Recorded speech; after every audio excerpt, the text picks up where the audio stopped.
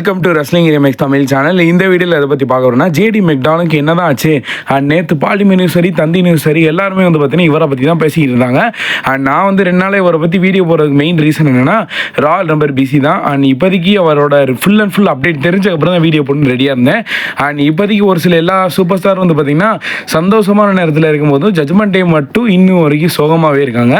ஏன்னா அவங்க டீமில் இருக்கிற டாமினிக் மிஸ்ஸியை தவிர எல்லாருமே ஆளுக்கு ஒரு இன்ஜூர் ஆகிட்டாங்க. அண்ட் நேற்று லாஸ்ட் நடந்த மண்டே நைட்ரால் ஜேடி மெக்டோனா மூவ்ஸ் பண்ணும்போது வந்து பார்த்தீங்கன்னா டப்புனே சடனாக வந்து அந்த கமெண்ட்ரி டேபிளில் மண்டை இடிச்சிருக்கும்.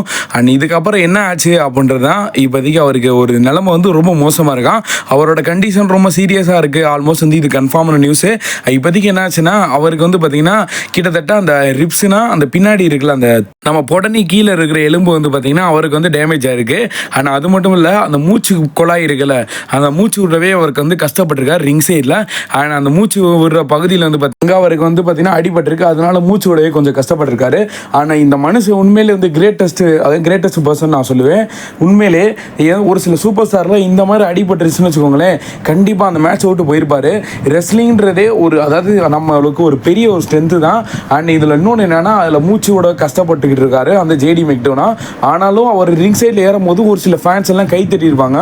அண்ட் இந்த மேட்ச்சில் அவங்க வின் பண்ணியிருந்தாங்கன்னா உண்மையில் நல்லா இருந்திருக்கும். அண்ட் என்னை பொறுத்தளவுக்கு இந்த மேட்ச்சில் அவர் கலந்துக்கிட்டதே ஒரு பெரிய ரிஸ்க்கு.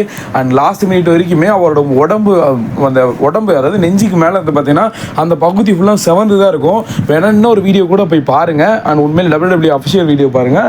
ஆனால் ரொம்ப மூச்சு விட கஷ்டப்பட்டிருக்காரு இந்த மனுஷன். அண்ட் அப்படியுமே இந்த மேட்சை கம்ப்ளீட் பண்ணி கொடுத்துட்டு தான் போயிருக்காரு. அண்ட் இன்னொன்று என்ன விஷயம்னா, என்ட்ரன்ஸ் சைடு போய் மயக்கப்பட்டு விழுந்திருக்காரு. அது வந்து அன்சீன் ஃபுட்டேஜாக வந்து போட்டிருந்தாங்க. அண்ட் வந்து இது ஃபுல்லாக வந்து அப்லோட் பண்ண முடியல. அண்ட் இப்போதைக்கு ஜேடி மெக்டோனா வந்து பார்த்தீங்கன்னா நல்லா இருக்காரு.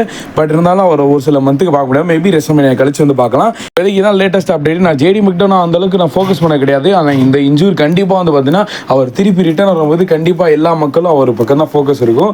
ஆனால் உண்மையிலே அவர் சொன்னது கிரேட்டஸ்ட் மேன்ன்றது. அண்ட் வந்து நான் வந்து உண்மையை சொல்கிறேன்.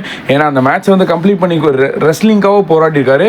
பட் அவருக்காக ஏதாவது ஆயிருச்சுன்னா இன்னும் ரன் ஆயிருக்கும். யோசிச்சு பாருங்கள். அதுவும் இந்த மூச்சு விடுற பகுதினா உண்மையிலே சீரியஸ் கண்டிஷனில் இருந்து இப்போதைக்கு வெளியே வந்துட்டார். தேங்க்யூ.